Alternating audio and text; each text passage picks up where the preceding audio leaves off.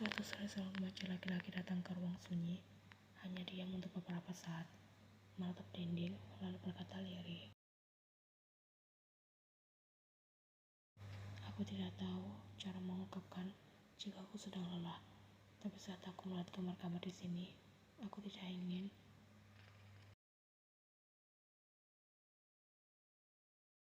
Ia menatapnya lalu tersenyum. Kalau begitu, duduklah. Kau tidak harus cerita, tapi kau bisa mulai dengan menggambar rasa sakitmu. Anak itu menggambar dengan tangan gemetaran, tapi tetap menggambar.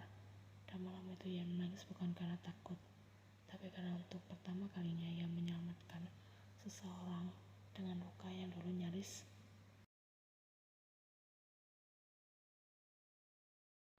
Tahyung datang membawa makanan, mendapati ia duduk sendiri dengan buta sembab. Apa tadi ada seseorang yang datang? Tanya Tahyung dengan rasa khawatir. Ian mengangguk, tersenyum tipis. Tapi kali ini aku tidak merasa seperti korban. Aku merasa seperti rumah bagi orang yang kehilangan arah.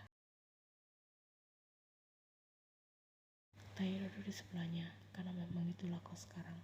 Dan kau? Tanya Ian. Tahyung mencium kening gadis itu perlahan. Aku hanya pria beruntung yang diperbolehkan tinggal di rumah itu.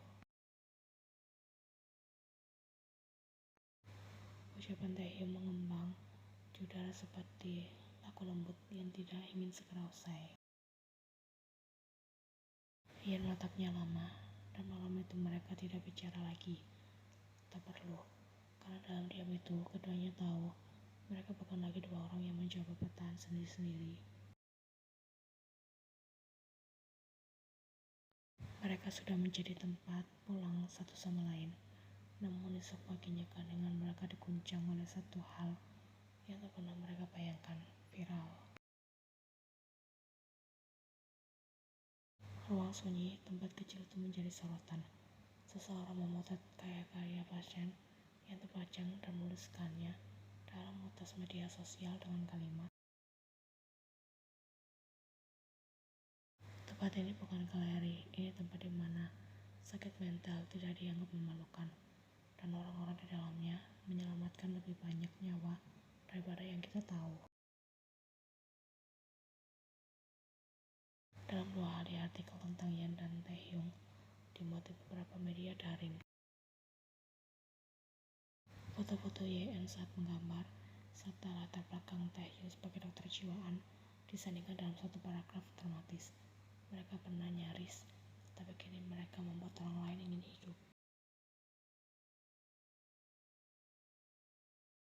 Awalnya mereka senang, lalu canggung, lalu mulai tidak nyaman. Bila pun tidak berhenti berbunyi, wartawan datang ke ruang sunyi. Beberapa pasien baru berdatangan, bukan untuk terapi, tapi untuk bertemu pasangan penyembuh.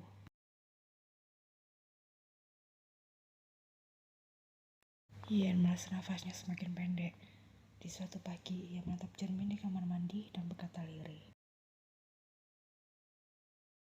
Aku tidak membuka ruang ini untuk menjadi simbol. Aku hanya ingin jadi berguna, tanpa dijadikan pajangan. Taehyung mencoba menenangkannya. Kita bisa atur semuanya, kita bisa kembali kecil, kembali senyap. Tapi dunia tidak mau diam, Taehyung.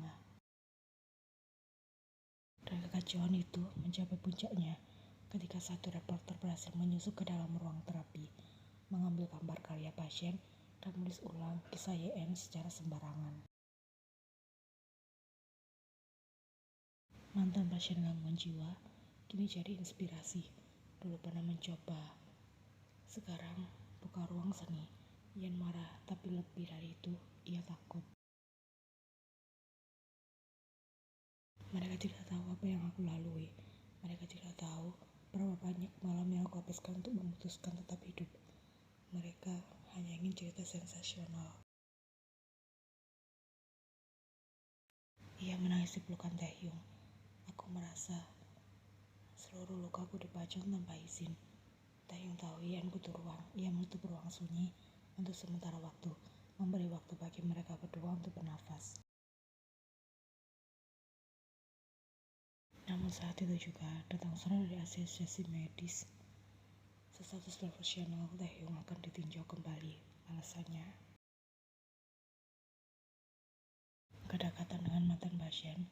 Meski mereka sudah tak berada dalam relasi terapis dan klien, publikasi luas membuat Dewan Etik mempertanyakan objektivitas dan profesionalisme Taehyung sebagai psikiater.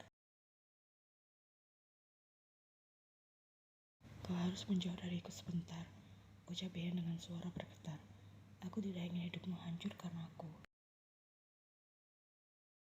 Taehyung menatapnya lama, lalu menjawab pelan. Aku kehilangan adikku karena aku tidak bisa memilihnya di atas profesiku. Aku tidak akan mengulangi itu. Namun malam itu, untuk pertama kalinya sejak berbulan-bulan terakhir, Taehyung kembali mengalami panic attack. Tubuhnya menggigil, nafasnya tak stabil, tapi yang menolak memanggil Yen. Ia duduk di sudut ruangannya sendirian, memeluk lutut dan hanya menulis satu kalimat di buku hariannya. Apa yang menyembuhkan orang lain bisa juga menjadi hal yang paling melukaiku. Taehyung menutup buku hariannya dengan tangan gemetaran. Nafasnya belum stabil, kemejanya basah oleh keringat dingin. Suara jam dinding mengaum pelan, seperti mentertawakan detik yang selalu mempercepat kehancurannya. Ia tahu dunia tak akan pernah mengerti sepenuhnya bahwa di antara profesionalisme dan cinta, kadang tak ada garis yang benar-benar jelas. Apalagi ketika yang kau cintai adalah orang yang membuatmu bertahan hidup.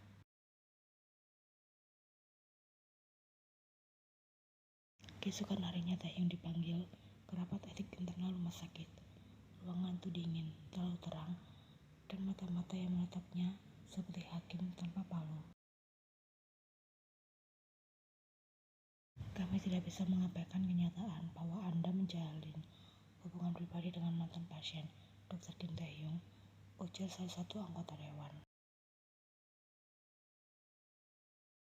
Saya tidak pernah melanggar batas selama masa terapi berlangsung, jawab Taehyung dengan tenang. Itu bukan yang kami persoalkan, tapi setelah terapi selesai, Anda tetap berhubungan, dan kini publik melihat Anda sebagai simbol hubungan emosional antara dokter dan pasien. Taehyung menghela nafas. Saya tidak meminta dilihat sebagai simbol. Saya hanya mencintai seseorang yang juga mencintai saya kembali. Bukan karena saya dokter, tapi karena kami berjuang dari luka yang sama. Rapat itu tak langsung menghasilkan keputusan, tapi Taehyung tahu posisinya terancam. Dan ironisnya, ia tak merasa takut kehilangan gelarnya. Yang ia takutkan hanyalah kehilangan Han Ye-en. Di tempat lain, Ian mendengar kabar itu dari Taehyung sendiri. Mereka duduk berhadapan di ruang terapi ruang sunyi yang kembali dibuka secara terbatas. Ian menatap Taehyung dengan mata penuh korban. Aku sudah menghancurkanmu, sama seperti dulu aku menghancurkan ibuku, sama seperti aku menghancurkan semua orang yang peduli padaku. Taehyung menggeleng lalu menarik tangan Ian ke dadanya. Dengar ini, detak jantungku masih ada, Yana. Kalau kau menghancurkan aku tidak akan hidup sekarang, tapi aku cukup bertahan karena kau. Air mata Ian jatuh, kali ini tidak menolak pelukan itu. Hari-hari berikutnya tekanan publik mulai mereda, tapi masalah internal terus membayang. Hingga pada suatu pagi Ian menerima undangan menjadi pembicara dalam acara komunitas kesehatan mental. Ia sempat ingin menolak, tapi Taehyung memberikan dukungan penuh. Kau tidak harus bicara tentang aku, tapi kau bisa bicara tentangmu, tentang semua orang yang pernah dianggap rusak hanya karena luka mereka terlihat, ucap Taehyung.